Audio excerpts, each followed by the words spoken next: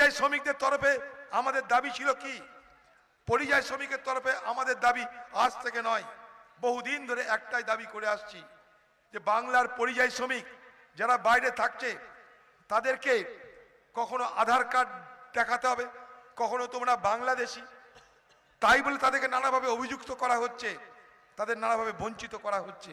একটা যদি identity card দেওয়া যায়, ইউনিক আইডেন্টিটি কার্ড, একটা যদি আইডেন্টিটি কার্ড দিয়ে তাদেরকে বুঝিয়ে দেওয়া হয় পরিযায়ী শ্রমিক, তার বাড়ি ফারাক্কা, ফারাক্কায় তার এখানটায় ঠিকানা, তার বাবার নাম এইটা, একটা আজকালকার দিনে ডিজিটাল জমানা, এই ডিজিটাল জমানায় আরামসে একটা কার্ডের মধ্যে সব কিছু লিপিবদ্ধ করা যায়। যেমন আপনার আধার কার্ড, আধার কার্ডে সব ঠিকানা আছে, নাম আছে, সব কিছু আছে, বাবার নাম আছে, তেমনি একইভাবে একটা পরিযায়ী শ্রমিকের জন্য বিশেষ করে একটা যদি পরিচয়পত্র সরকার দিতে পারত, তাহলে আজকে বাংলার পরিযায়ী শ্রমিকদের এই দুরবস্থা হতো না। সেই দাবি আমরা বারবার করেছি। এতদিন পর কালকে গিয়ে মুর্শিদাবাদের ডিএম বলছে যে না, এবার আমরা পরিযায়ী শ্রমিকদের কার্ড দেব।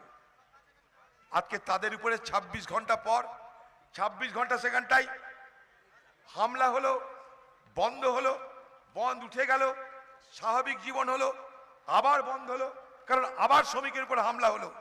ক্ষোভে ফেটে পড়ছে গরিব মানুষেরা, তাদেরকে লাঠিচার্জ করিয়ে সরিয়ে দেওয়া হলো। কারণ কি? খোকা বাবু আসবে। বহরমপুর শহরে খোকা বাবু আজকে আসবে পদযাত্রা করতে। তার পদযাত্রায় মানুষ আসবে কিনা দেখার দরকার নাই। সারা মুর্শিদাবাদ, নদিয়া, বীরভূম থেকে সব গাড়ি ভাড়া করে সব লোক আনা হয়েছে, বাসে বাসে বিরিয়ানি দেওয়া হচ্ছে। কেন? খোকা বাবু আসবে। যেখানে খোকা বাবু আসবে সেখানে তো ভিড় দেখাতেই হবে। আজকে দুর্ভাগ্য দেখুন, আজকে আমাদের অবস্থাটা দেখুন যে আমরা ক্রমশ এই পশ্চিমবঙ্গের তৃণমূল দলের কৃতদাসে রূপান্তরিত হচ্ছি। আমাদের নিজস্ব কোনো অধিকার নাই। গোটা বহরমপুর শহর বন্ধ, অ্যাম্বুলেন্স যাবে না, মানুষ যাবে না, বাস ঢুকবে না, বাস বেড়াবে না, মানুষ কোথায় যাবে?